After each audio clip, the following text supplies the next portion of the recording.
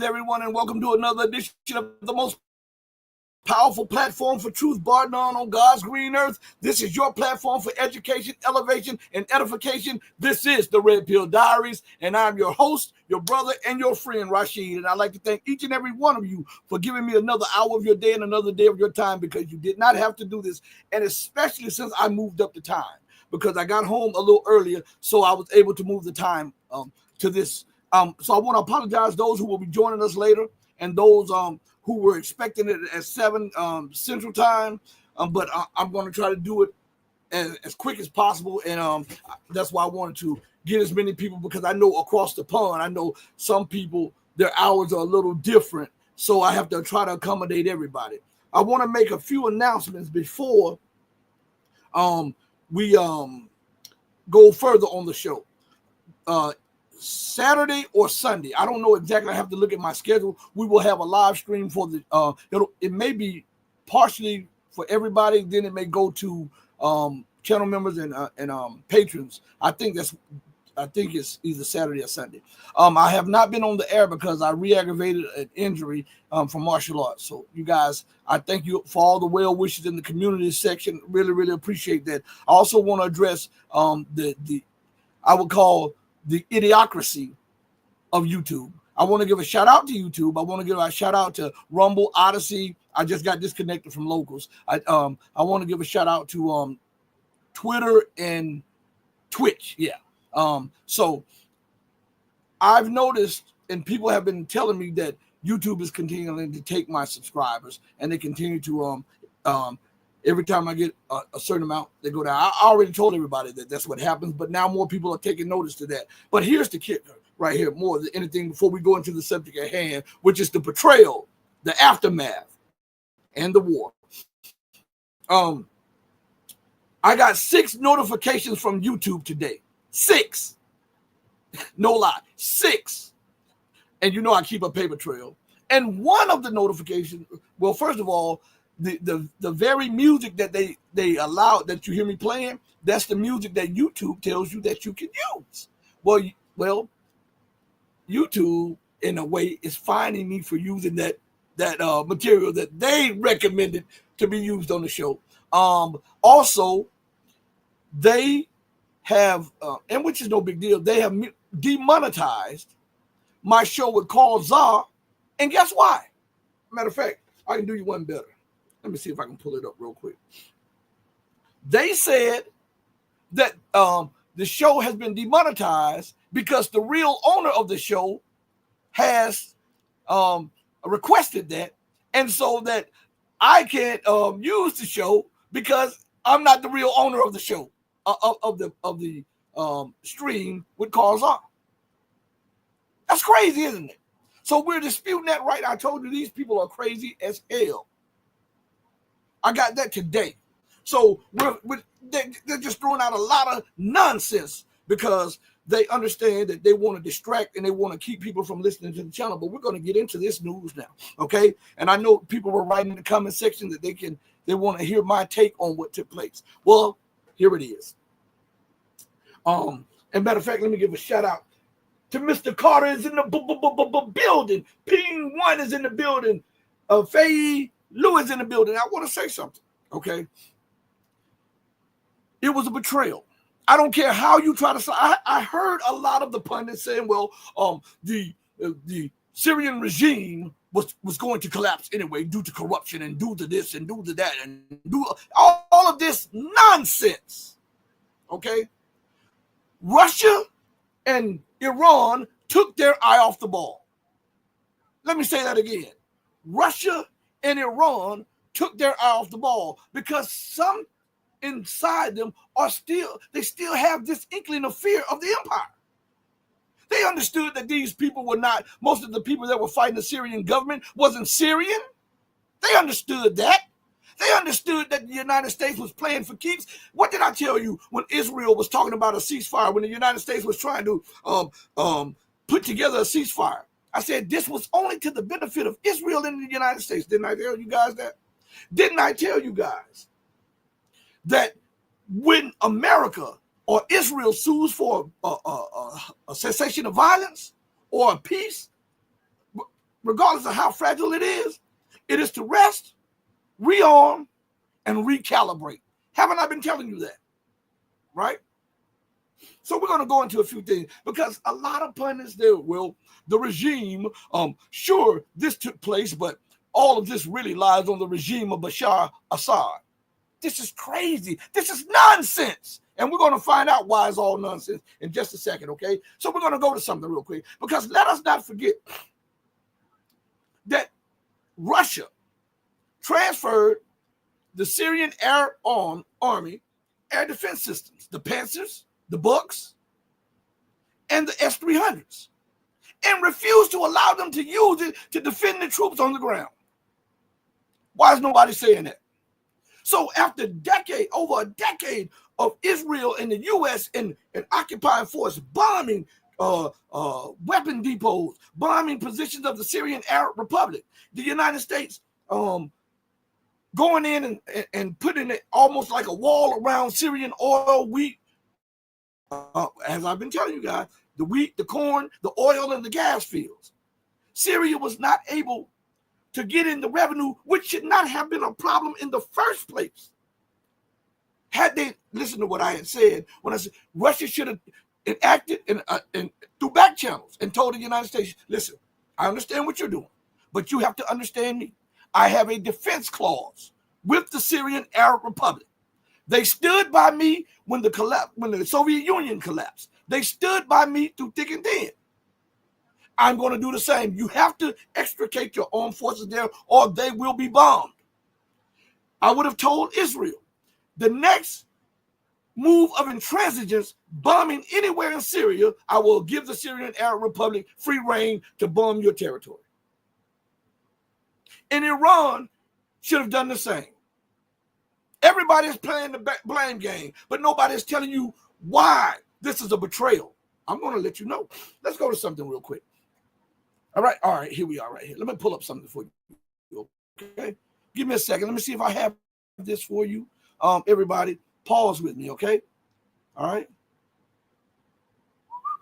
Where is it at?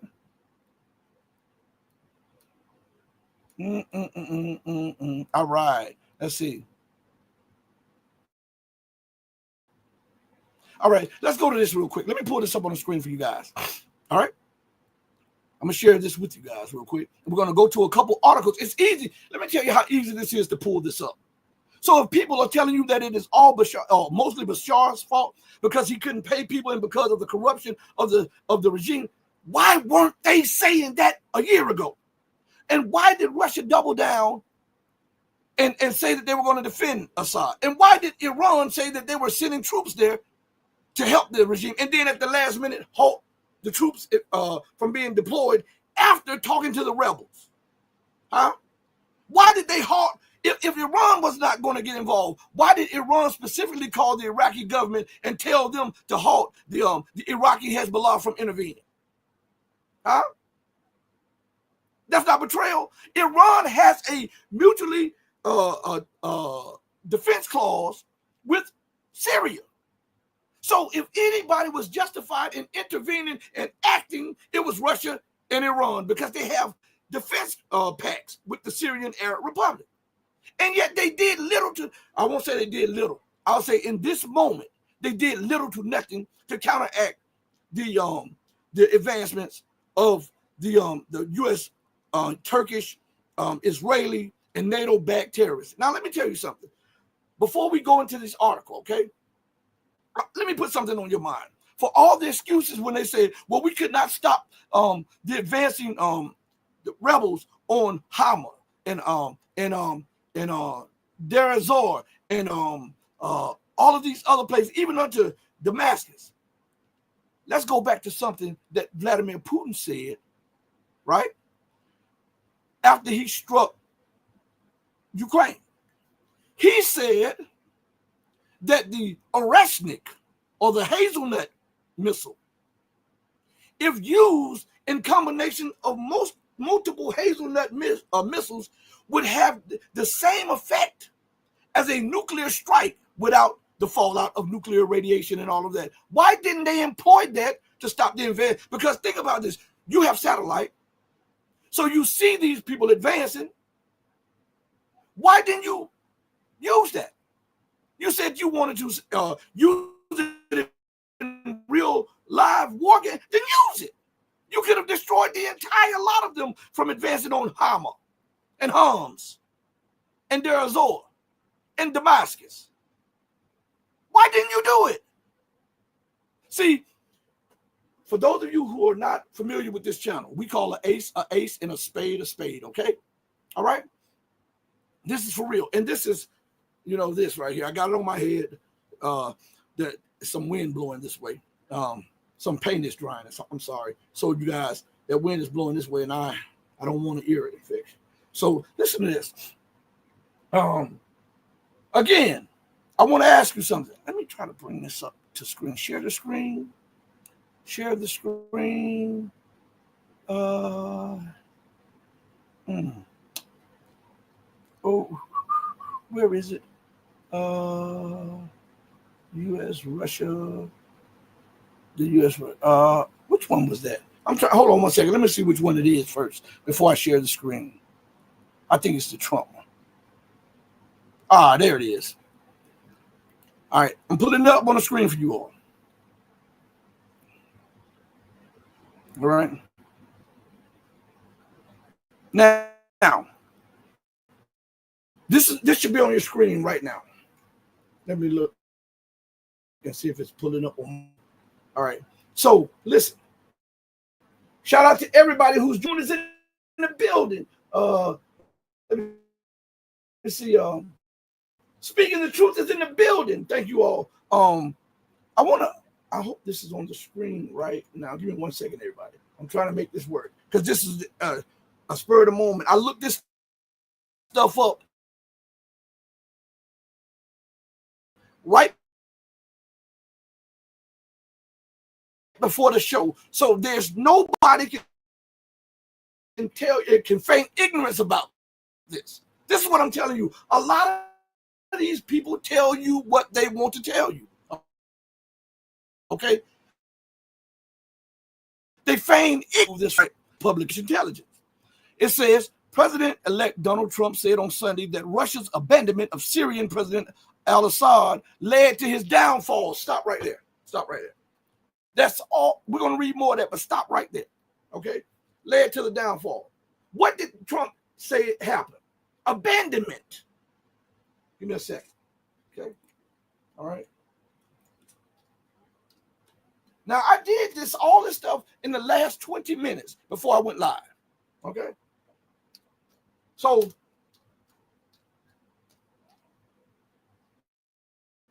all right. The word abandonment, according to Google's dictionary, means the being abandoned. Listen to these words right here that are similar, which means the same thing. Desertion, neglect, stranding, jilting. Listen to this. Betrayal, disuse, evacuation. So Trump also saw it for what it was. That Russia and Iran betrayed Assad. And I'm going to show you why it's a betrayal. Okay? We're not going to go into a big diatribe about this person and that person. We're going to show you with facts how they betrayed Assad. Okay? You're going to see it. All right? Because now all you hear in the news is Assad was being erratic for the last couple of days of his presidency. Assad would not do this. He would meet with the Turkish leader. What? Do you blame him? Anybody? Do you blame him? Huh? But again, as I pointed out a year or so ago, why did Russia see it more in its interest to sell an S-400 system to a NATO member, which is Turkey, than it was more important to him to give it to Syria to defend its airspace against bombing by the U.S. and Israel? Assad's government, before his father, Hafez, they were a strong supporter of the Soviet Union and Russia. Why would you arm your enemy's friend and then leave your friend to your enemies? Huh? I'm going to say that again. because it might have gone over some people's head. Why would you arm your enemy's friends and leave your friend unarmed for your enemies? Make that make sense. I can prove what I'm saying. Prior to Assad's deposition or being deposed, weren't there daily reports about daily bombings by the U.S. and Israeli and the so-called coalition forces across Syria? How could that be possible if Russia had allowed Assad's army to use the air defense systems that they deployed to Syria? Huh? Talk to me. Talk back to me. So listen, there is something that Trump said in his statement. Listen to what he says. Let's go back to this. President-elect Donald Trump said on Sunday that Russia's abandonment, what is abandonment? Betrayal, right, of Syria. Syrian President Bashar al-Assad led to his downfall, adding Moscow never should have protected him in the first place, and then lost interest. Listen to what he said. And then lost interest because of a war in Ukraine that never should have started. Huh?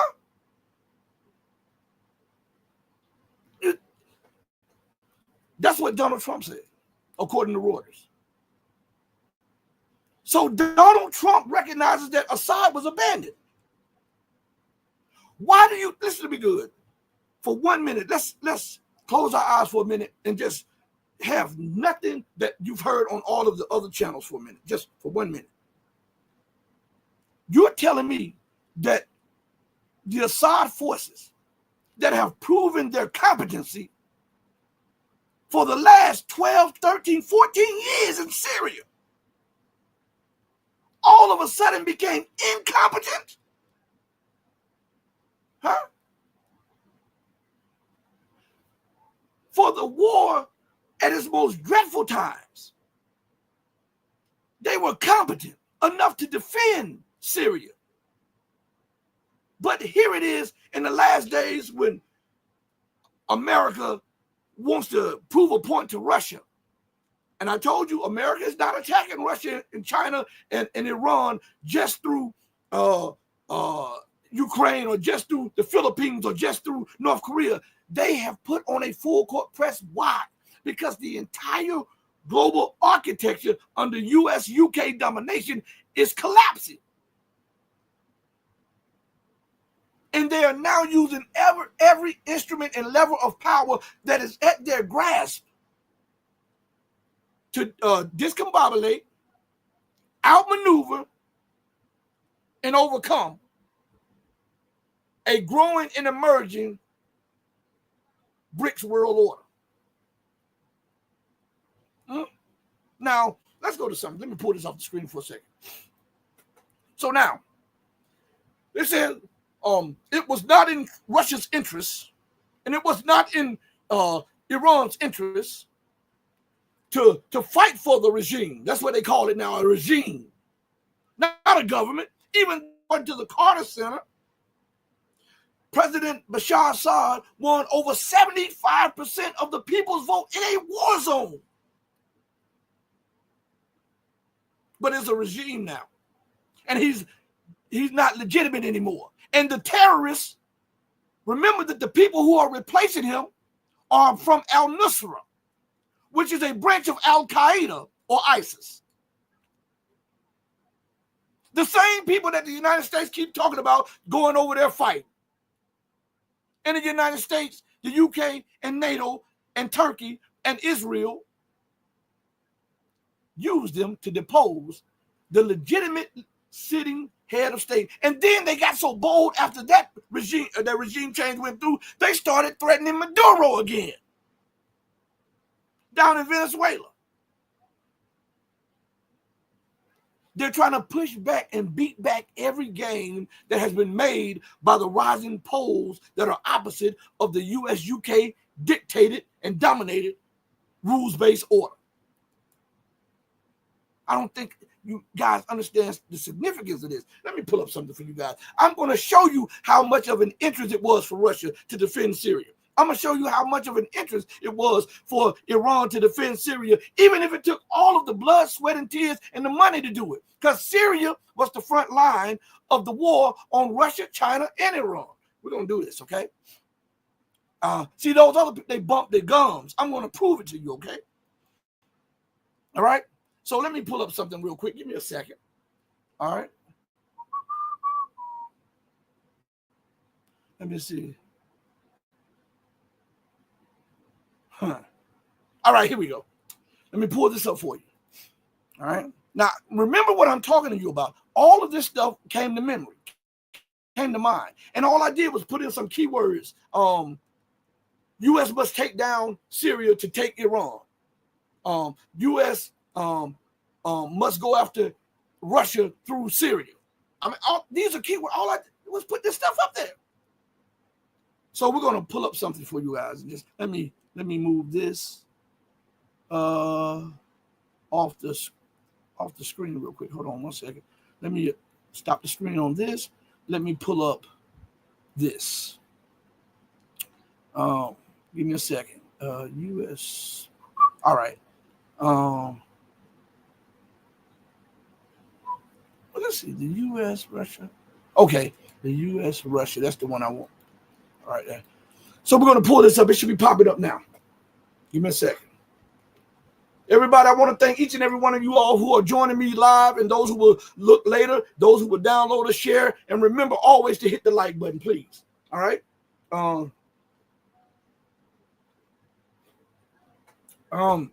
Phobos Moon, while this picture is coming up on mine, it's up now. I see you said the Syrian Arab Republic armed forces did do bad things. They felt guilty. They stood down. It was SAA that gave up. Not right. No. They did do bad things, and yes, they stood down. But let's use common sense. Do you think? Well, we already know that the United States and NATO were bribing the upper echelon of the soldiers. But do you think if they were entrenched with Russian and elite Iranian Revolutionary Guards, that they would have been given the option to give up? Huh? I'm asking. Because we condemn America for her treachery and her double standards, and then we give people that we like a pass. And we got to call an ace and a spade a spade. We got to call it down the middle. All right? Yeah, some of them were disgusting, and yeah, they were feeding information to the West. And yeah, some of them became hopeless when they saw that their reinforcements wasn't coming. They weren't making money. They weren't doing this. But it goes back to my point. This was a crucial national security interest for Russia and Iran, so much so that they should have poured in more money and troops there. And I'm going to show you why. You'll see over time. Watch. So on the screen here is an article. Let me scroll up real quick to let you know what the article is. It's the U.S.-Russia gas pipeline war in Syria could destabilize Putin. This was October the 30th, 2015. Okay, right here. All right. Now, here, I want to go down some. To war is a racket. And this is what it says. Russia's intervention in Syria is Vladimir Putin's geopolitical trump card, heading off the imminent defeat of Syrian President Bashar al-Assad's regime under multiple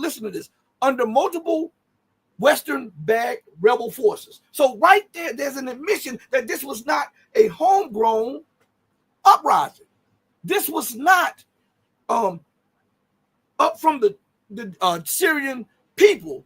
This was instigated, promoted by outside forces. This is the Middle East I talking, not me. And this is in 2015 when you didn't see what's going on today. So it goes further and it says, his goal was explained this October in Foreign Affairs, the distinguished journal of Washington, D.C.'s Council on Foreign Relations. Well, let's see what the Council of Foreign Relations had to say about this. You know, one of the most influential think tanks in Western geopolitics. Okay, let's see what they say. Most of the foreign, not all, but most means that the composition of something, right, of foreign fighters outweigh the composition of homegrown, dissatisfied, disgruntled people. Right? Right? Okay? Matter of fact, let's get a definition of this. All right? Because I want it clear. And sometimes we have to go in the definition. I know sometimes you say, well, Rashid, why do you go in the definition so much so? It's because we want clear understanding so that I can't get over on you and nobody else can. Because when you understand the meanings of the words, when people are speaking, they're not speaking over you. They're not talking at you while talking to someone else. Because you can discern. All right? According to the dictionary, the word most, it's a determiner. A determiner. So what decided or determined the outcome of this so-called move on Damascus? According to what was written in 2015, most of the foreign belligerents in the war, right? They're telling you that most of them people are belligerents, right? They're foreign belligerents, right? It says greatest in amount, quantity, or degree. Nearly all, almost all, the majority of, the bulk of, the lion's share, the mass. So now let's read this again. Most of the foreign belligerents in the war in Syria are gas exporting countries with interest in one of two competing pipeline projects that seek to cross Syrian territory to deliver either Qatari or Iranian gas to Europe, wrote Professor Mitchell Orenstein of the Davis Center for Russian and Eurasian Studies at Harvard University. Stop right there. All right. So why did Assad fight? And why did America feel the need to take Syria? So much so that they risked nuclear war with Russia. Why was Turkey and Israel working hand in glove while Erdogan was screaming about Allahu Akbar and he's working hand in hand with the butcher of the Middle East, Netanyahu, which is not even Netanyahu's real name. That's not even his real name. But anyway, why? Because of the pipelines. They sent Ambassador Ford to Syria. Well, he's not ambassador to Syria no more, but he was known for regime change.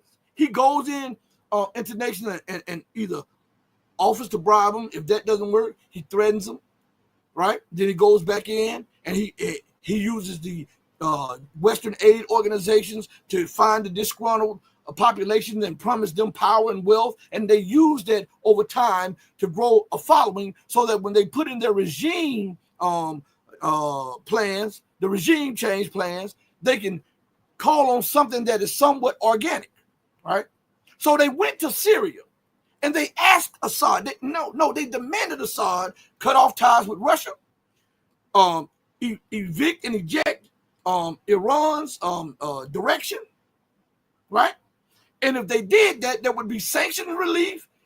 Assad would be accepted into the Western world, and they would make a killing because the gas pipelines that would be used to bypass Russia would go through Syria and eventually supply oil and gas to Europe. Assad said no on principle. Assad said no. No. Why did he say no? Because he had an agreement with Russia, and that was his ally. Had he said yes, do you think there would be regime change and they would be talking about this tyrant and this dictator and stuff? Huh? So he became the front line of the war that's going on because he refused to capitulate to Western demands. So just on that proposition alone, they should have helped him. Because his country became a war zone because he would not capitulate to the West for them to weaken Russia and to weaken Iran. Huh? Just on that. And Russia and Iran should have shown more. If Russia would have deployed, like they said they were, the Wagner group, because they've already armed the Wagner group with all kinds of war. They have their own warplanes and everything. And Iran would have sent in the Al-Quds force. They could have nipped this in the bud. Let me tell you something. Let me bring something back before I go further. Remember how Russia became passive when the U.S. started befriending Georgia? And then before you know it, the Georgian government had Israeli advisors, NATO advisors, and specifically and especially American advisors, and they started arming themselves with Western weapons, and Russia let that fester because Russia was trying to go by the rules of the so-called international community. What eventually happened? That boil festered, right? And Russia had to lance that boil, didn't it? Didn't it? But it cost lives then. Let's go to Ukraine. Had they listened when I was saying that Russia should, this is what Russia could have done. And I wasn't quarterback. I wasn't Sunday morning quarterbacking everybody. I was saying this when it was going on. Check my track record. Said Russia should not accept any kind of cessation of violence. And I'm not advocating violence, but I'm saying he should have let the rebels go to Kiev and take Kiev, and then negotiate it from Kiev. But instead, France, Germany, America, the UK, and the rest of the West, what did Putin say? Tricked him. Right? I didn't say that. President Vladimir Putin said that. With the Minsk 1 and the Minsk 2. And what happened? They bought time. They rested the forces. What did they do? They rested, rearmed, and then what happened? They recalibrated. And so they became more powerful, and then it took more lives, more money, and more destruction in the wake of all of that. But had Russia just intervened, because Russia had the right, and the United States intelligence said that they believed that that Russia would intervene militarily, but they didn't at the time. Because Russia continues to hamstring itself or tie its left hand and right hand to try to for the appeasement of the West. And look what happened. It morphed into what? The Donbass situation, right? The Kherson situation, right? The Kursk situation, right? And look how many lives are being taken. Look at the destruction, and look how long they have been able to perpetuate this war of aggression and put it on Russia, because Russia wouldn't nip it in the bud. And now Russia allowed for those terrorists to fester in Idlib. Russia should have destroyed Idlib once they all got there, because you knew what they were doing. You had intelligence. You knew that there was a cesspool of terrorism. You said, okay, we're going to accept this with Turkey. You knew that Erdogan wasn't trustworthy. And then you act like you in your feelings that he betrayed you. Huh? You have examples in Georgia. You have examples. You have examples in Ukraine. And yet you still supply this man with a pipeline to make money off of. You gave him S-400s. And you're even trying to promote the S-35 to him, and you didn't give Syria nothing for standing up for you and not saying, listen, on principles, Russia is an ally. We won't take this offer that you're giving, even though it can grow our economy, even though it could save a lot of lives, even though it will force us to switch to the West camp. No. How much was that worth? How much was it worth? Man, I'm telling you, see, and everybody just and please keep your chats and stuff. Keep going. Shout out to my guy Naeem, 88 is in the building. I'm only catching the comments here and there, but it's a lot of them. I'm gonna try to go back over. Now let's go to something, okay? I'm gonna take this down 1 second. Remove. All right, let's move this out of here. Now let's go to something else. I'm going to pull something up on the screen for you guys. Give me a second. See, I'm proving what I'm saying. I'm not just talking. I'm putting articles up to show you. They're going to rule the day that they let Syria collapse. I'm going to tell you why. because this is going to lead to what I've been telling you guys for the longest, a regional conflagration. The empire does not know how to stop. Russia just doesn't get it. They think by allowing them to take an inch over here, that'll buy them time over there. The empire will not stop until you smack it in the mouth. Let's see. Let me pull something up for you guys. All right. Give me a second. It takes a second. Let's see. All right. Boom. YouTube just sent me another notification.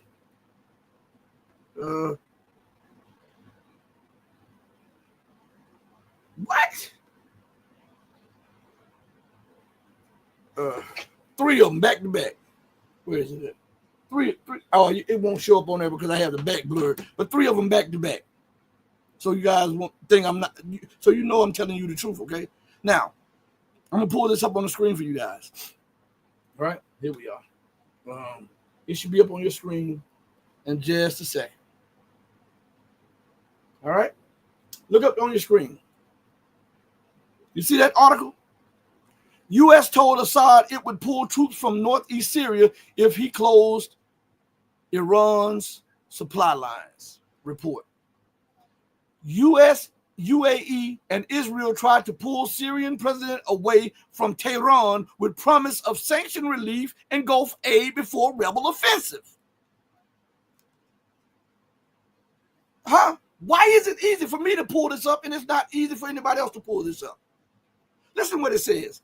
The U.S. told Syrian President Bashar al-Assad that it was willing to withdraw American soldiers from northeast Syria and reduce sanctions in return from him shutting down Iranian arms supply lines. Stop right there. That's all you need to read right there. That's all we need right there. Okay? Let me take this off the screen for a second.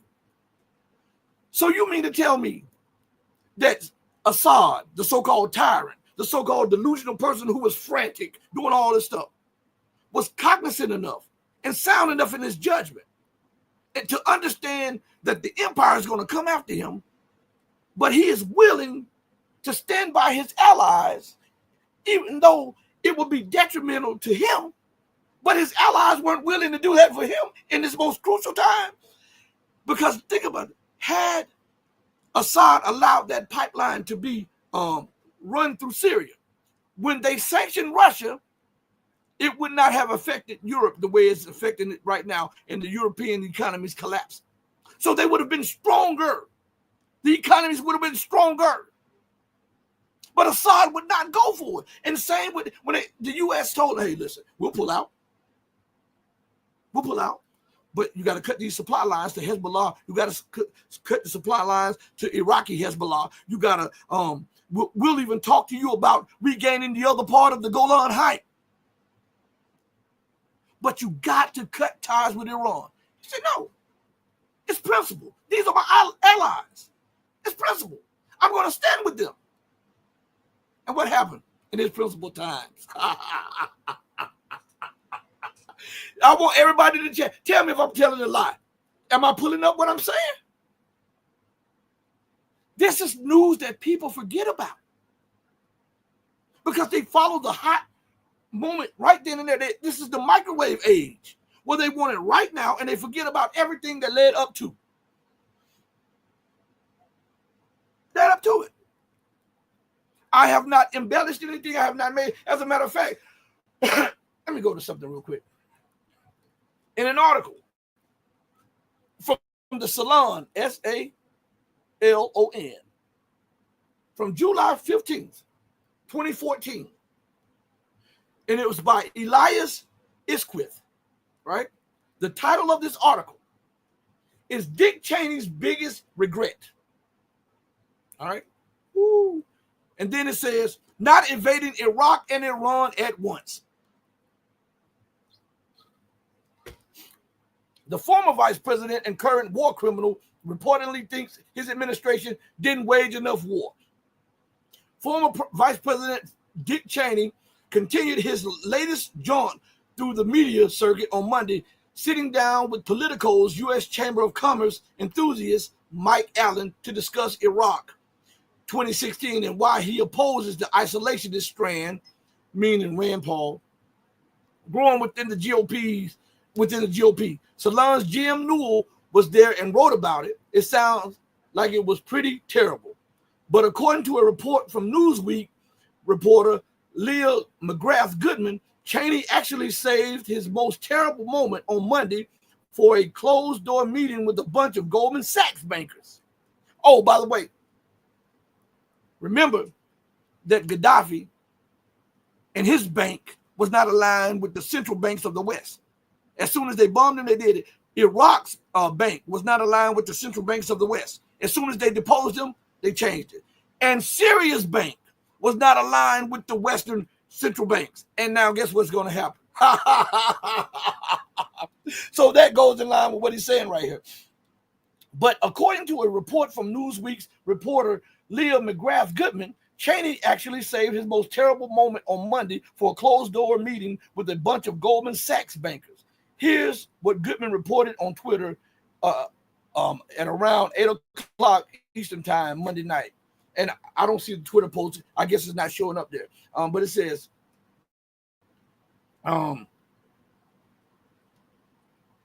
where is it at? Okay, I'm going to skip down a little bit because I guess that's deleted up there. The on the Salon page, it says embed ID, but it has nothing up there. So I guess they removed it. Find time to remove it, right? When we're doing the show, right? These people are off the chain. But listen, it says, asked by Think Progress editor-in-chief Judd Legum, about her sourcing, Goodman replied. And then another tweet up there, but the tweet has been removed. It was up there when I pulled it up for the show. It's no longer up there, and no matter how many times I refresh it, it's not coming up there. But we're going to go further. While Cheney's revelation, assuming, of course, Goodman's sources telling the truth, is shocking, it's not entirely unthinkable. As has been widely reported, there was a joke that was popular among members of the Bush administration during the run-up to the disastrous invasion of Iraq, a joke intended to signal neoconservatives' ultimate goal to one day topple the government in Iran. Forget Baghdad, went the joke. Real men go to Tehran. So Assad stood on the front line, keeping them from focusing their attention on Tehran. Now, what is going on in the news now that Syria has fallen? That Israel is planning to attack Iran, right? You think that came out of the blue? You think that just came out of what was going on in Syria right now? That was the plan passed before the Bush administration. Oh, man, I tell you. Oh, man. Listen what it says. Moreover, legendary investigative journalist Seymour Hersh reported in 2008 that Cheney considered a false flag operation similar to 9/11, right? And wasn't he in the office in command during 9/11? It says operation to throw the U.S. into a war with Iran. The idea was to have American members of the Navy attack a U.S. ship while pretending to be members of Iran's military. Cheney ultimately scrapped the plan, determining it was unwise to have Americans attack one another. One wonders if today, as he frets over his failure to involve his country in 3 wars at once, if he feels the same. Huh? What was it? He regretted not bombing more countries. Now we're going to go to something, okay? I told you on this platform, we deal with facts. Facts over feelings, so that we can empower you through knowledge. I give you the same words I put in the search engine, so you can't say that you can't find the stuff. I play the videos for you so that you can hear up front, and you can't say I embellished anything. All right? So let's go further. All right? Let me go over here real quick. I'm trying to scan all of the chat too at the same time. I know the chat is moving quickly. All right. Let's go to something. I want to play a video for you because this is very important. All right. Where is it at? This is about 7 minutes and 51 seconds, and you want to hear this. They have the short clips of a minute and 51 seconds, the 2 minutes and 30 some seconds, but it doesn't put it all. It doesn't contextualize it. It doesn't put it in the proper context. So for you to get a proper understanding of where the mindset we just read what Cheney and the Bush administration's mindset is, right?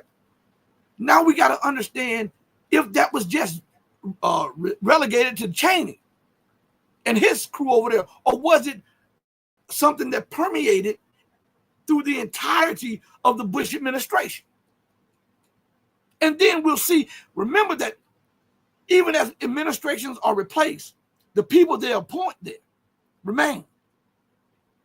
Like Victoria Nuland, like Sullivan, like Blinken, like Lloyd Austin, who was a general, who sits on the board of these war companies so that he can profit off of these wars. A revolving door. So I want you to listen to the man who wanted to start World War III. And I say this about General Wesley Clark, even though he ran for the Democratic presidential nomination one time. And he even had the rap group Outkast rap for him. This is the man that when Russia went to defend Serbia, right, that gave an order to bomb Russian servicemen.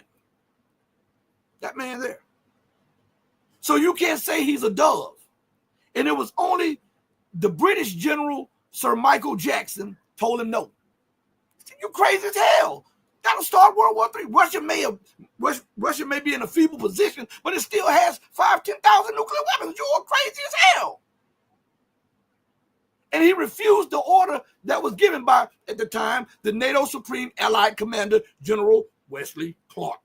So we're going to hear what General Wesley Clark has to say about what's going on in Iran today, even though he said it years ago, and what he says about Syria and Sudan and all of these other nations that somehow just took a spill and fell internationally through the influx of terrorism, division, and war. Listen to what he has to say, okay? Right after 9/11, about 10 days after 9/11, I went through the Pentagon and I saw Secretary Rumsfeld and Deputy Secretary Wolfowitz. I went downstairs just to say hello to some of the people on the Joint Staff who used to work for me. And one of the generals called me in. He said, "Sir, you got to come in. You got to come in and talk to me a second." I said, "Well, you're too busy." He said, "No." He says, "We've made the decision. We're going to war with Iraq." This was on or about the 20th of September. I said, "We're going to war with Iraq. Why?" He said, "I don't know." He said, "I guess they don't know what else to do." So I said, "Well, did they find some information connecting Saddam to Al-Qaeda?" He said, No. He says, "There's nothing new that way. They just made the decision to go to war with Iraq." He said, "I guess it's like we don't know what to do about terrorists, but we've got a good military and we can take down governments." And he said, "I guess if the only tool you have is a hammer, every problem has to look like a nail." So I came back to see him a few weeks later, and by that time we were bombing in Afghanistan. I said, "Are we still going to war with Iraq?" And he said, "Oh, it's worse than that." He said, he reached over on his desk, he picked up a piece of paper, and he said, I just got this down from upstairs," meaning the Secretary of Defense's office today, and he said, "This is a memo that describes how we're going to take out 7 countries in 5 years, starting with Iraq and then Syria, Lebanon, Libya, Somalia, Sudan, and finishing off Iran." I said, "Is it classified?" He said, "Yes, sir." I said, "Well, don't show it to me." And I saw him a year or so ago, and I said, "You remember that?" He said, "Sir, I didn't show you that memo. I didn't show it to you." I'm sorry, what did you say his name was? I'm not going to give you his name. So go through the countries again?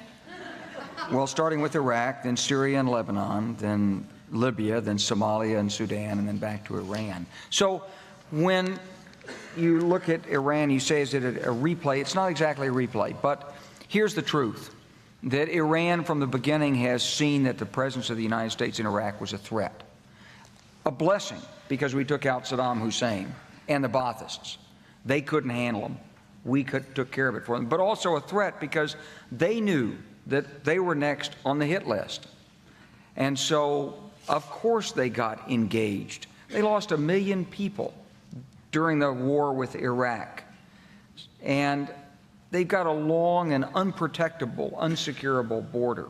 So it was in their vital interest to be deeply involved inside Iraq. They tolerated our attacks on the Ba'athis. They were happy we captured Saddam Hussein, but they're building up their own network of influence, and to cement it, they occasionally give some military assistance and training and advice, either directly or indirectly, to both the insurgents and to the militias. And in that sense, it's not exactly parallel, because there has been, I believe, continuous Iranian engagement. Some of it legitimate, some of it illegitimate. I mean, you can hardly fault Iran because they're offering to do eye operations for Iraqis who need medical attention. That's not an offense that you can go to war over, perhaps, but it is an effort to gain influence. And the administration has stubbornly refused to talk with Iran about their perception, in part because they don't want to pay the price with their our U.S. domestic political base, the right-wing base, but also because they don't want to legitimate a government that they've been trying to overthrow. If you were Iran, you'd probably believe that you were mostly already at war with the United States anyway, since we've asserted that their government needs regime change. So, and we've asked Congress to appropriate $75 million to do it, and we are supporting terrorist groups, apparently, who are infiltrating and blowing up things inside Iran. And if we're not doing it, let's put it this way, we're probably cognizant of it and encouraging it. So it's not surprising that we're moving to a point of confrontation and crisis with Iran. My point on this is not that the Iranians are good guys, they're not, but that you shouldn't use force except as a last resort. There is a military option, but it's a bad one. I wanted to get your response to Seymour Hersh's piece in The New Yorker to two key points this week, reporting the Pentagon's established a special planning group within the Office of the Joint Chiefs of Staff to plan a bombing attack on Iran, that this is coming as the Bush administration and Saudi Arabia are pumping money for covert operations into many areas of the Middle East, including Lebanon, Syria, and Iran, in an effort to strengthen Saudi-supported Sunni Islam groups and weaken Iranian-backed Shias. Some of the covert money has been given to jihadist groups in Lebanon with ties to al-Qaeda. Fighting the Shias by funding with Prince Bandar, and then with U.S. money not approved by Congress, funding the Sunnis connected to al-Qaeda. Well, I don't have any direct information to confirm it or deny it. It's certainly plausible. The Saudis have taken a more active role. You know, the Saudis you were just in Saudi Arabia. You just came back from Saudi Arabia. Yeah, well, the Saudis have basically recognized that they have an enormous stake in the outcome in Iraq, and they don't particularly trust the judgment of the United States in this area. We haven't exactly proved our competence in Iraq.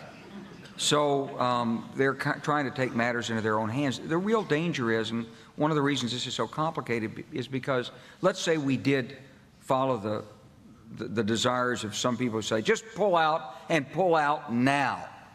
Well, yeah, we could mechanically do that. It would be ugly, and it might take 3 or 4 months, but you could line up the battalions on the road one by one, and you could put the gunners in the Humvees and load and cock their weapons and shoot their way out of Iraq. You'd have a few roadside bombs, but if you line everybody up, there won't be any roadside bombs, maybe some sniping. You can fly helicopters over, do your air cover, you probably get safely out of there. But when you leave, the Saudis have got to find someone to fight the Shias. Who are they going to find? Al-Qaeda. Because the groups of Sunnis who would be extremists and willing to fight would probably be the groups connected to Al-Qaeda. So one of the weird inconsistencies in this is that were we to get out early, we'd be intensifying the threat against us of a super powerful Sunni extremist group, which was now legitimated by overt Saudi funding in an effort to hang on to a toehold inside Iraq and block Iranian expansionism. Now, I want you to understand, if you've listened to me over the course of this platform being on the air, you will know that I am not anti this. I'm only anti lies. Okay, I'm not anti Iranian. I'm not anti Russian. As a matter of fact, I think Russia should smack a lot of these nations down, smack them in the face. I actually believe that. I believe Iran should have responded, right? But you notice how Iran's response has never come. That they promised to hit Israel, and yet they knew that Israel was behind this, Turkey was behind this, that NATO was behind this, and they allowed Assad to fall. Man, we gonna listen. The way I look at it, if I got your back and you have mine, we stand together, and that's how it is, and we'll fall together. We're not gonna fall apart. We're gonna stand together, and if you go down, I go down with you. But when you allow because what the empire does is test you to see how far you're willing to take that alliance. And they knew that Iran wasn't willing to take that alliance to the next level when they invaded Syria. And when they set up a 50-mile zone for U.S. troops. And when they said that even the Syrian government planes would be shot down if they flew over Syrian airspace. We knew Russia wasn't willing to take it that far. Even with a deconflicting zone. Why do you need a deconflicting zone in your allies' nation? There should be one thing. Get out, or put it like this, stop for a second. Do you believe that America and the UK will allow Russia, even after, say for instance, the French missile strikes Russia, God forbid, do you think that the US and the UK is going to allow Russia to go into France and set up a 50-mile zone up there and say French planes can't fly over there? Why? Because they're bound by treaty, right? And they know if they allow Russia to do that, that is going to put chinks in the armor of the alliance, right? The East is not thinking in those terms. This is why the West continues to perpetuate these acts of aggression on everybody. You understand? Listen, let's look at these seven nations. Iraq, we see Iraq is still under U.S. occupation, right? The U.S. controls the airspace over Iraq, controls the territorial waters or whatever of Iraq, okay? Pakistan, right? Let's see. 1, 2, 3, 4, 5, 6, 7. Pakistan was one of the first ones that was named, but they changed it. So we're going to go to Pakistan. Pakistan is still under U.S. occupation. Look how they deposed the legitimate government of Pakistan because he wanted sovereignty for his people and his nation. Under the U.S. and the U.K., vestige of colonialism reared its ugly head by the deposing Imran Khan. You see? To keep the Pakistan as a, quote unquote, in the eyes of the West, a terrorist, destabilized nation. You understand? Let's go to Afghanistan. America occupied Afghanistan for 20 plus years and is trying to get back in there. And it's bombing Afghanistan with drones from Pakistan. Right? Libya. No need to say, but yeah, it's something to say about Libya. Because some of you have short memories. See, this is coming back to Iran a little bit. I warned this when Libya was under stress.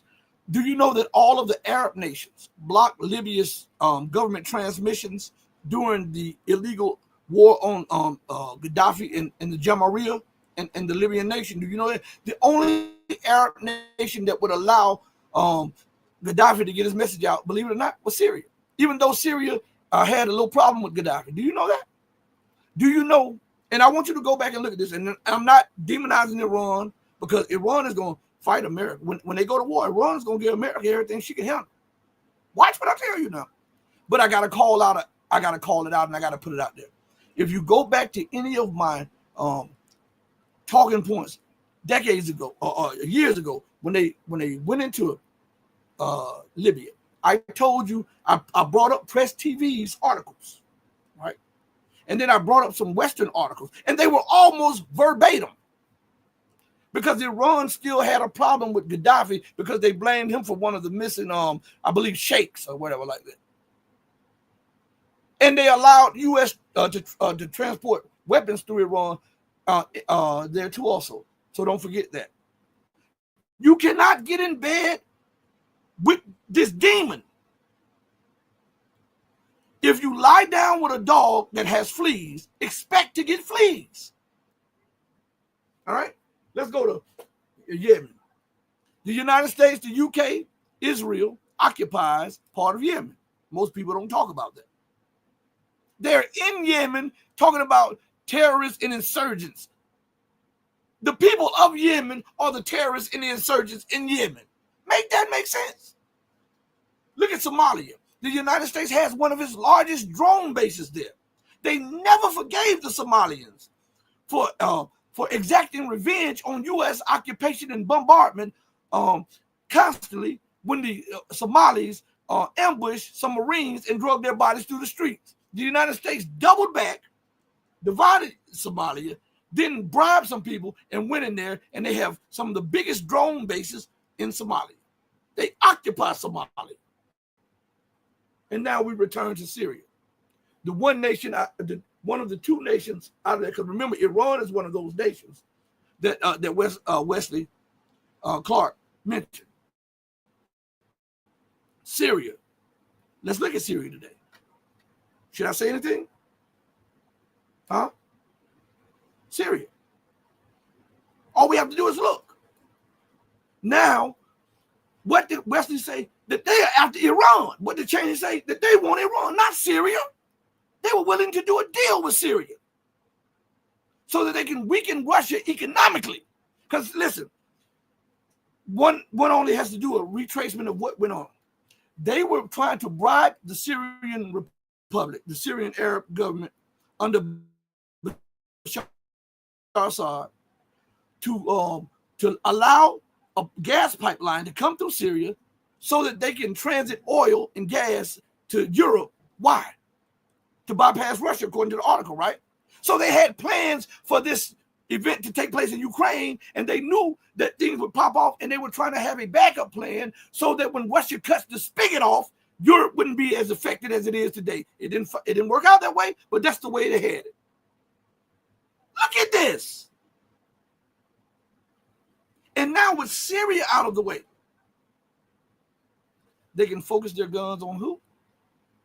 Iran. And they weaken the axis of resistance. What were they saying prior to the fall of the Assad government? Syria sits as the linchpin and is one of the most important elements of the axis of resistance. Well, that's over. So now what? Israel, without America talking about the territorial integrity and the sovereignty of Syria, what Israel has seized all of the Golan Heights and have moved within 20 kilometers of Damascus. All in the name of self-defense. Nobody fired a shot at Israel. They've been firing them at the Syrian government, the Syrian army, but nobody fired a shot at Israel. But Israel is the one occupying, talking about self-defense. Do you see the bizarro, the Orwellian spin to all of this stuff? Huh? Man, listen, before we go further, hit the like button. Listen, I've been on the air for over an hour. Either super chat or hit the like button. Please. Do something. All right, now listen. Let's go to something. And shout out to everybody over on Rumble. Thank you for supporting me over on Rumble. Thank you everybody for supporting me over on Odysee and other platforms. But let's go to something. I want to play another clip. I want you to listen to this. This is one of the RT journalists and how he talks about how the Assad government collapsed. And it collapsed due to corruption and stuff, right? He wasn't saying that 2 weeks ago. Go look at his reporting on Rumble. RT on Rumble. Go look at his reporting a week, 2 weeks, 3 months ago. He wasn't saying that. But today, he's saying that. Why? Everybody's trying to cover their backside for the betrayal and this aftermath of the betrayal. But even in the aftermath, after the betrayal, all of this is setting up the war. That's all it's doing. That's why we call the show The Betrayal, the Aftermath, and then the War. I want you to listen to him. Well, Rory, it's very difficult to say we should have seen this coming. No one did. Perhaps intelligence services somewhere, perhaps, somebody who was there all this time, who could see what the rebels were doing and who could see what the jihadists were doing and what all the outside actors were doing. Perhaps they had an inkling as to what was coming. Naturally, an operation this size, conquering the entire country in the span of a few weeks, it had serious organization. This had serious financing. Look, the gist of it is that the Syrian government was caught completely unprepared. They had 4 years, as you mentioned. We've been covering this conflict for more than a decade. I spent 5 years to and fro, traveling to and fro from Syria. And the problem that brought down the Assad government is the same problem that there always was, and that is corruption, a lack of organization, a lack of motivation because of the said corruption. And they had, look, since 2019, when they settled on the borders, when they beat back the rebels, all of them confined, the jihadists, all of them confined to Idlib, the Syrian government had its chance to, give the people something to fight for. We didn't see it. We saw a complete collapse of the Syrian government. And what is coming now, I believe, given everything I know about HTS or Nusra, is much worse than what we saw. Okay. So, the corruption. Why didn't they make mention of the Syrian Arab government not having the resources to pay people because the U.S. was occupying the oil fields and the gas fields, and the U.S. sanctioned them? Why? I know everybody's hard times, but if everybody chips in when it's hard times, it makes that hard time that much more simpler. So your allies are supposed to be the ones who will grant you this and grant you that and grant you until you're able to, especially when they're on the front lines fighting. They're stopping the U.S. from pushing up to your door. And Russia giving weapons that they can't use. Why is Russia so interested in giving Turkey S-400s and letting Turkey look at S-35s, but wouldn't give Assad S-35? Assad had to pay for his. Knowing that Assad was in a financial straint right now, why wouldn't you do that? Why would you do that to your ally? Talk to me. You help your ally, you help your friend, your brother, your sister up so that it's beneficial to both of you guys, especially when they turn down the deal that the United States gave to them to keep your economy afloat. Because had Assad went with that and the United States would have sanctioned Russia and Europe would have sanctioned Russia and they would have cut off Russia would have cut off the oil supply, Russia's economy would not have been as vibrant as it is right now. The oil prices, Russia selling it 2-3 times as much, it wouldn't go because there would have been somebody there to fill the gap that Russia, the Russia that was under sanction would, and Russia would never see the money, so they would have been in a bad situation. Why is everybody overlooking this stuff? Why? China. Let me tell you about China. This is something I got from an inside source, a reliable inside source. China was asked not to, because China, go back and look at some of the articles. China said that they're willing to help the legitimate Syrian government in every way they can.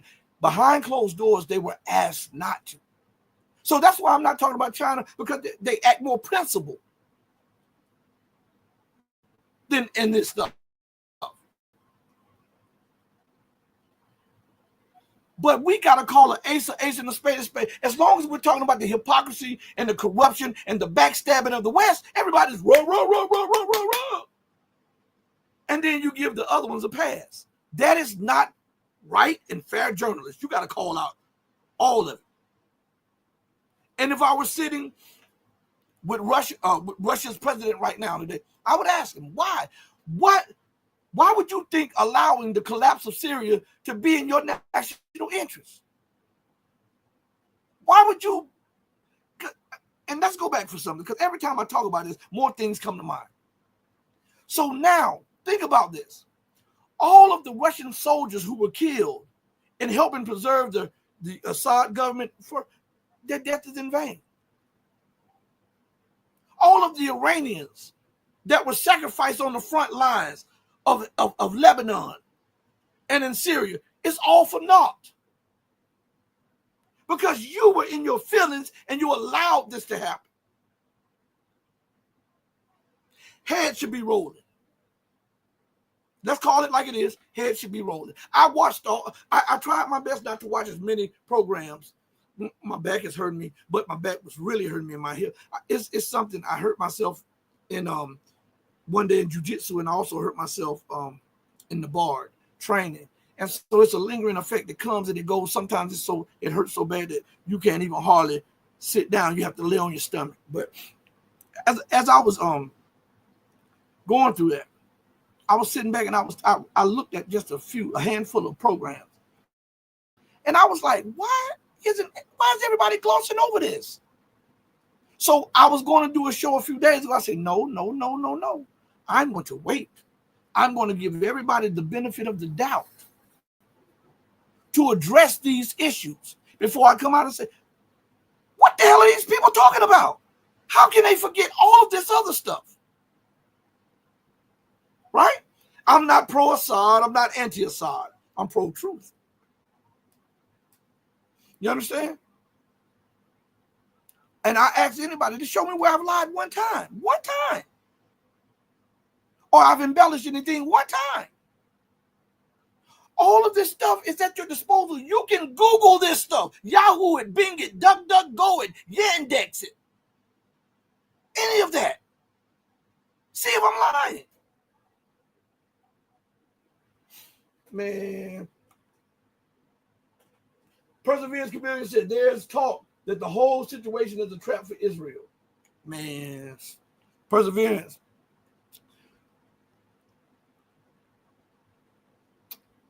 The situation in the Middle East is going to get drastically, quickly out of control. There will be a regional war. As I've been telling you guys this from day one. While everybody's preoccupied with the Ukrainian thing, there will be a regional conflagration in the MENA region. I named it the MENA region because it's the Middle East, North African region. There will be a major conflagration there. And when this is over, there won't be an Israel. America and the UK will be pushed out of the Near East.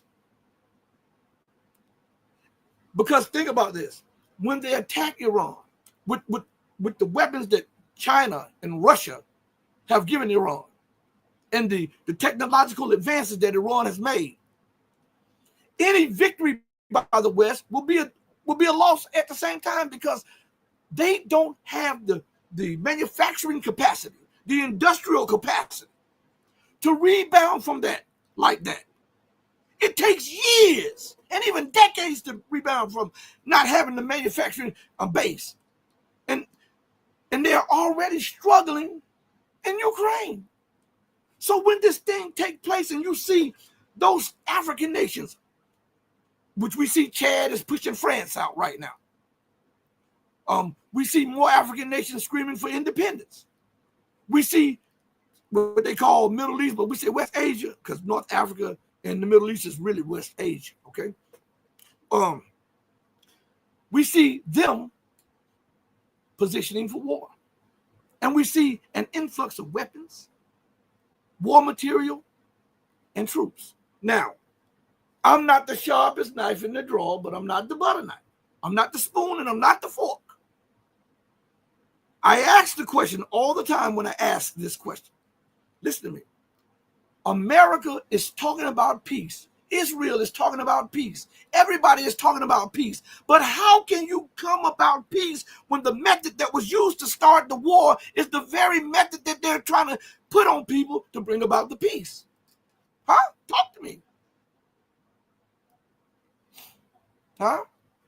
So any war in the Near East will bring about the conclusion of Western domination in that region, because they'll have to say what little weapons they have, what little war material they have, to try to then focus on China, which is, to me, is just absolutely insane. But that's what they're going to do. We see their policy.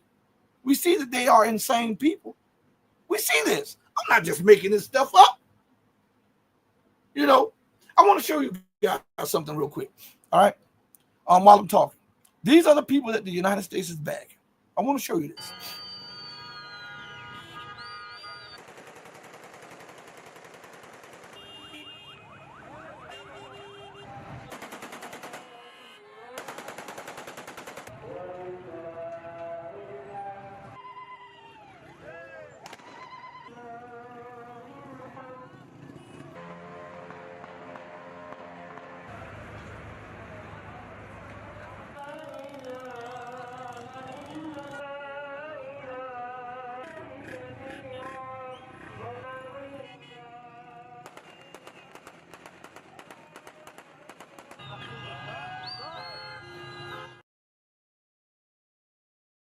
Remember that? That's how they did Saddam. They already had people in place. This is all for the cameras. Those people are scared as hell, so they're pretending like they support them. Did you see the Al Qaeda flag on top of the car going through with those troops? Let me play a little bit more, and then I'll show you what I'm talking about.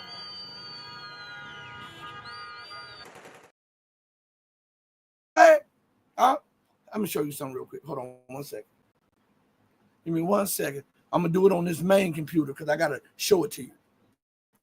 All right.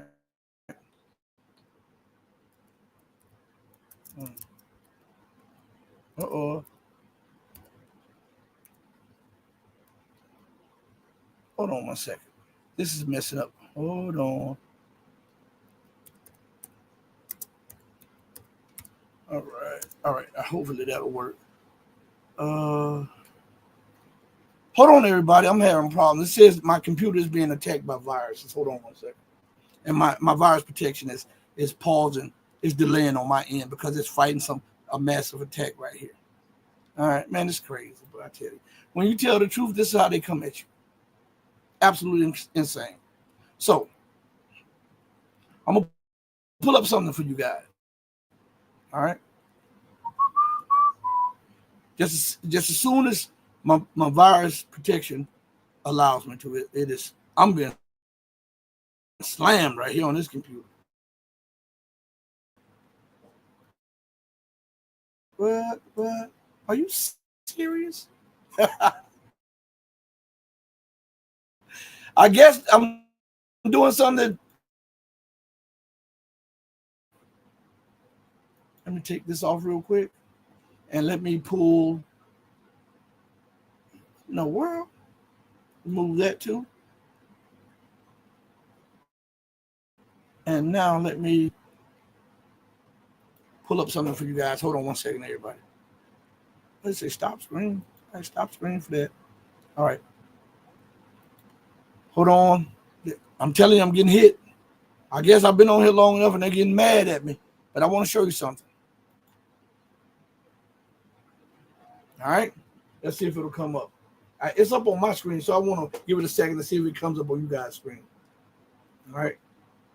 So I'm going to look to this. All right, it's up there. You see that flag right there? Let me see where. Let me put my. You see where my mouse is? Let's see if they'll let my mouse come on here. Are you serious? All right. You see my mouse right there on that flag right there. That's Al Qaeda's flag, right? Right. The same people that America claims to be fighting. And now look at this as the people who America is bagging and talking about now democracy comes. I want you to look at the front of the truck.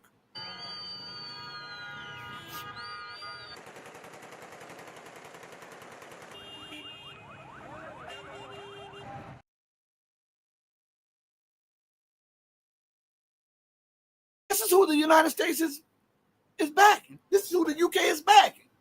This is who the West is backing. Because these are intelligence assets of these people. So now they're putting pressure on Russia. And let me tell you something. I was listening to an interview. And one of the Russian leaders or Russian officials said that BRICS is an expedient way for those to shake off the shackles, other countries that are looking to shake off the shackles of Western colonialism to join, and that Russia will facilitate that. That's all good, fine and good. But the world is looking at how Assad was abandoned. And see, this is detrimental to your plans of sovereignty and building up, because people are having in their mind, okay, we thought that they would stand with them. Everybody wants you to believe that this was some kind of intelligence failure. That is absolute. Listen to me good. If you believe that crap there, come on now. You got Iranian spies there. You got Lebanese spies there. You got U.S. spies, Israeli spies, UK spies. You have Syrian intelligence. You have Russian intelligence. You have Russian satellites, drones. And you didn't see tens of thousands of people marching and driving trucks with arms on them? Man, all right, okay, all right. Then what the hell is the use of the satellite then? Huh? And what's the use of you funding intelligence services when they miss the ball on something so big? I'm telling you, it's more than what they're telling you guys. And everybody is blaming Assad. And everybody is blaming the Syrian government. Oh, he should have done this and he should have. Yeah, should have, would have, could have. But you should have did it too. You had the means. And this man stood on the front line and declined a forceful offer, and I'm putting that politely,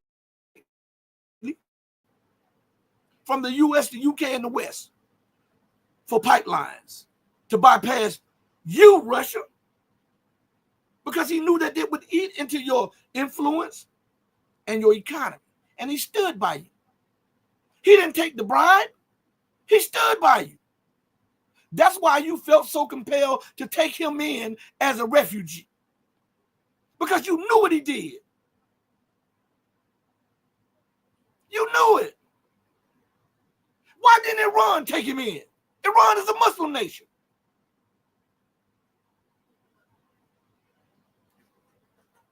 Have anybody asked those questions? Assad is part of the Shia branch. Iran is a mostly Shia nation. Why didn't Iran take him in?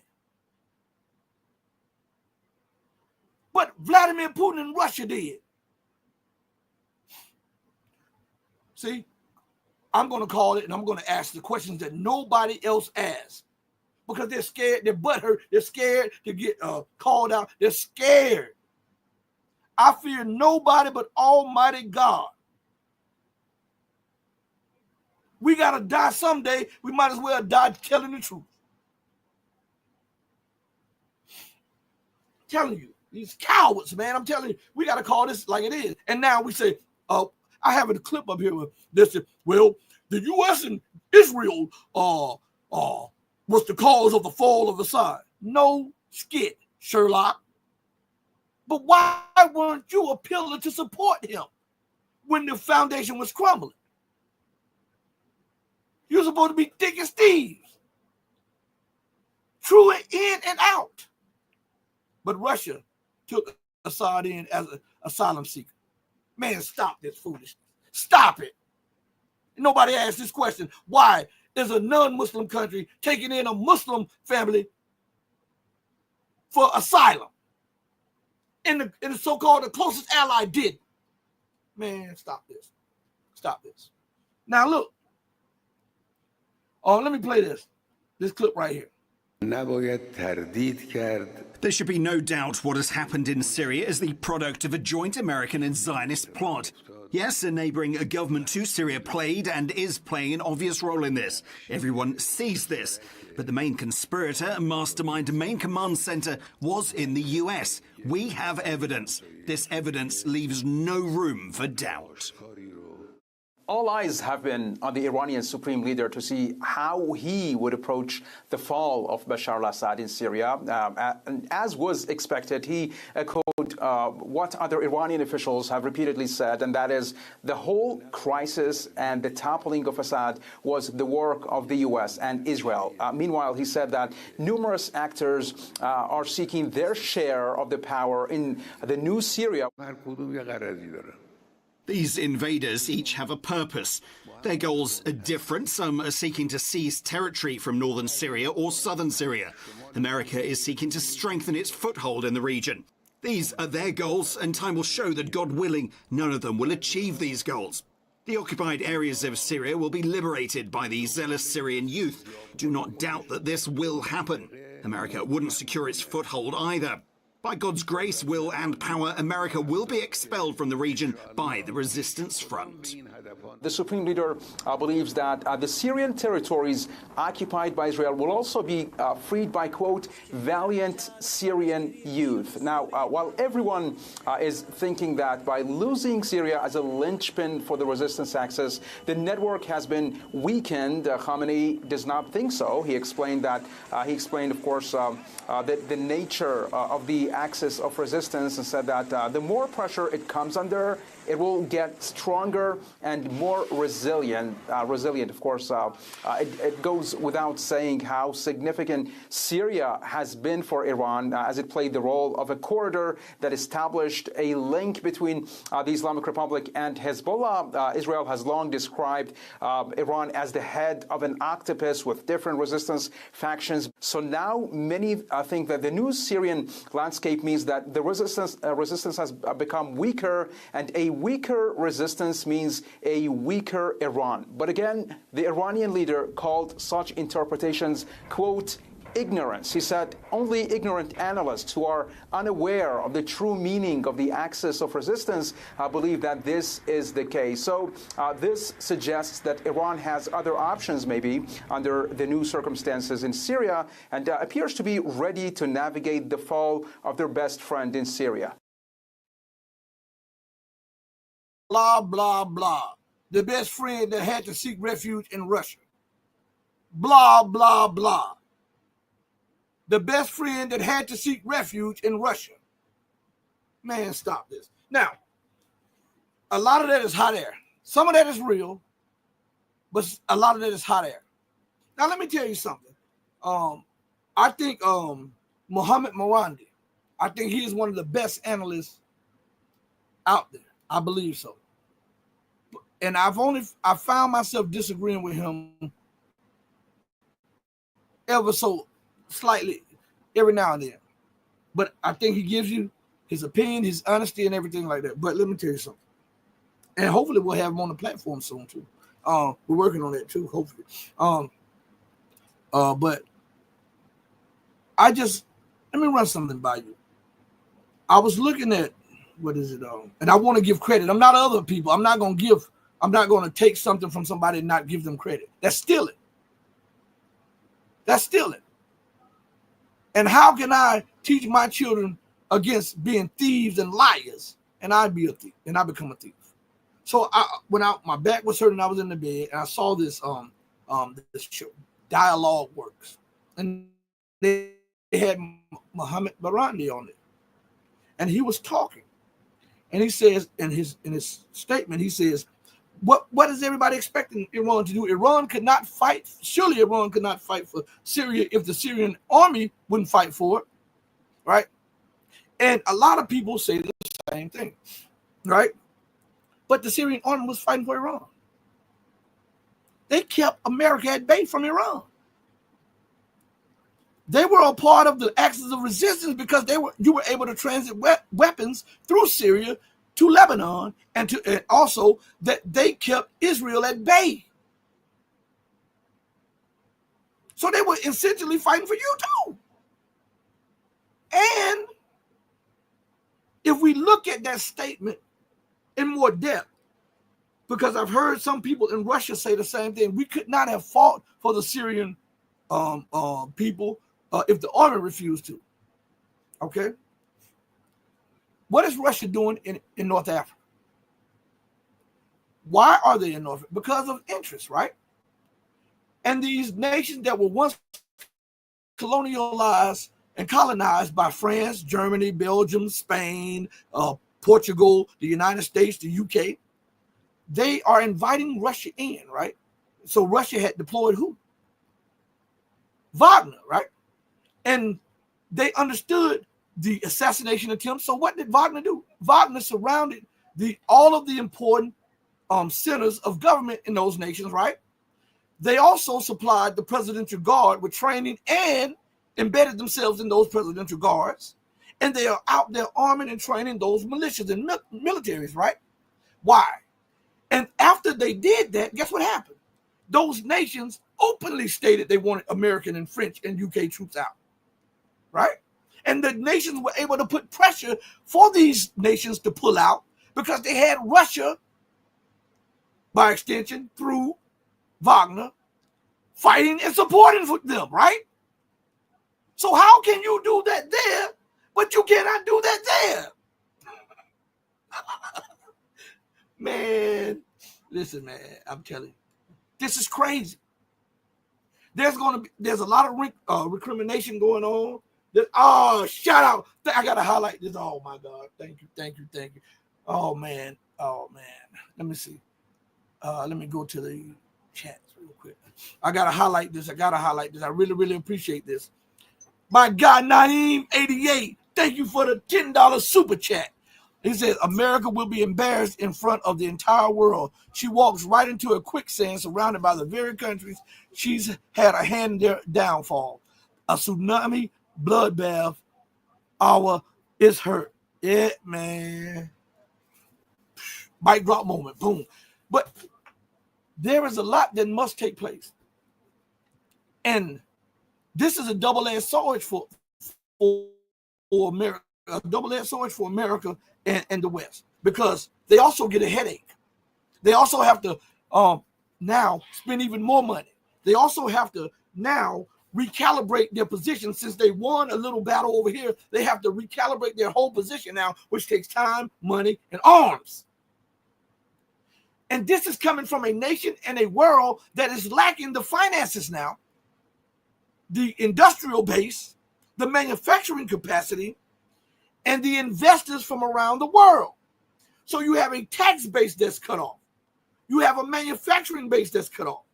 You have nations now exiting dollar-euro transactions, which is putting more debt on the back of Western taxpayers, which will eventually collapse the Western world order because they want to try to cement their position here.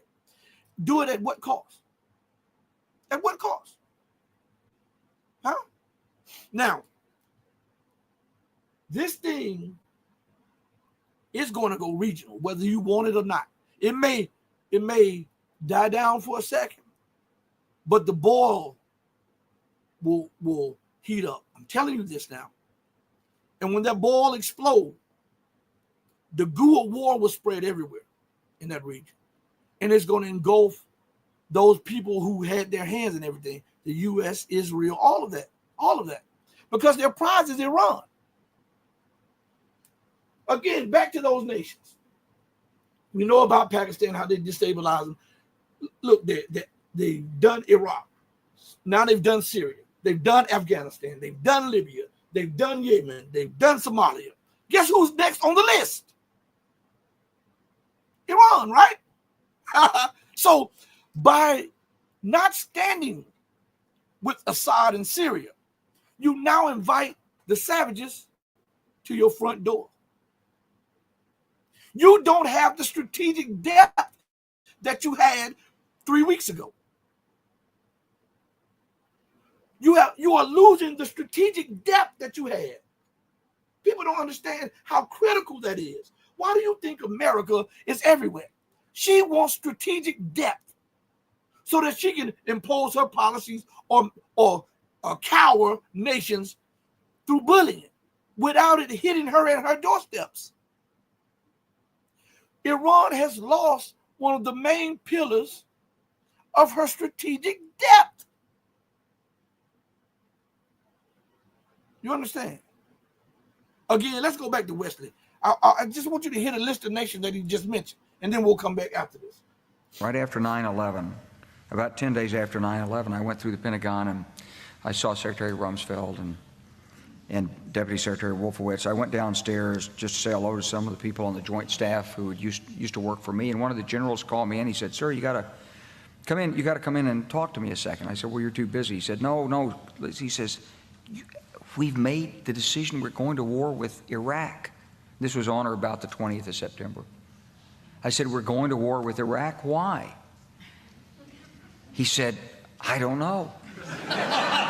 He said, "I guess they don't know what else to do." So I said, "Well, did they find some information connecting Saddam to al-Qaeda?" He said, No. He says, "There's nothing new that way. They just made the decision to go to war with Iraq."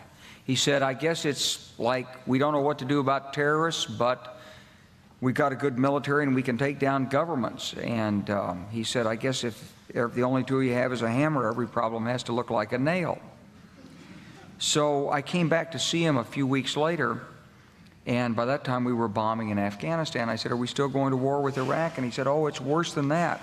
He said, he reached over on his desk, he picked up a piece of paper, and he said, I just got this down from upstairs," meaning the Secretary of Defense's office today, and he said, "This is a memo that describes how we're going to take out 7 countries in 5 years, starting with Iraq and then Syria, Lebanon, Libya, Somalia, Sudan, and finishing off Iran." I said, "Is it classified?" And finishing off Iran. Notice every nation on that list were Muslim. Every nation. And what is the only survivor that has not been ravaged yet? Iran. So you lose Syria, you lose your strategic depth. Why aren't these generals and colonels and war planners thinking about that? So now the war will be right at your doorstep. But listen, as this war goes on, and shout out to my guy, M. Sparks. I see you. Thank you, man, for the well wishes. I really appreciate that. But I want you to think about this. When this war takes place in the Middle East, in North Africa, China and Russia will feed Iran a lot of weapons. And America is going to be nip and tuck. A little bit is going to look like the West is going to win, and it's going to look like Iran is going to win, and back and forth. Iran is going to give as good as it gets. But watch what I tell you all. And then America will claim victory. But a victory will be a defeat anyhow. Because think about the blood, the treasure, the resources, and the armaments that will be expended to fight this regional conflict. Because nobody there is going to sit out. Nobody's going to be able to sit out. The fiefdoms and the shakedoms, they're going to collapse. Because they're only alive through the West. These made-up countries that came up in 1970-something, 80-something. They're going to collapse. Because they won't have America there, the UK there. And this will then push America out. Push the UK out. That's what we're looking at. So in this small battlefield victory, it puts America into a bind because now her wish is coming true. What wish is that? Anybody can go to Baghdad, but real men go to Tehran. You're getting your chance to. And it's going to cost you, it's going to cost you, and it's going to cost you. It's going to cost you your position in the region. It's going to weaken you for the upcoming war with China. And then when you double back to Europe to try to take on Russia, Russia's going to dig so far up into you, you're going to need to rent a backhoe to get up out of you. And that will be your stand, the last position, your last stand as a global power. Your last stand.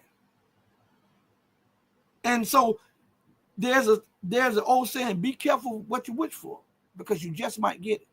It looks good from the distance. And then when it comes near and it's right in your grasp, it's devastating.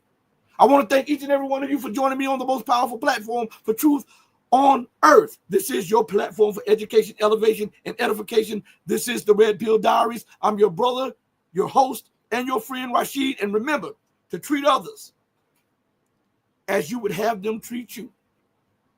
And do right by others, not because others are watching or because of some type of material gain, but do right by others because it's the right thing to do. Because even when no one else is watching, Almighty God has his eyes stayed on you. Until we next speak again, stay strong, stay true, but above all things, stay righteous. Hey, mama, your baby boy loves you more than life. Deuces, everybody. Thank you for joining me. We're out of here. Peace.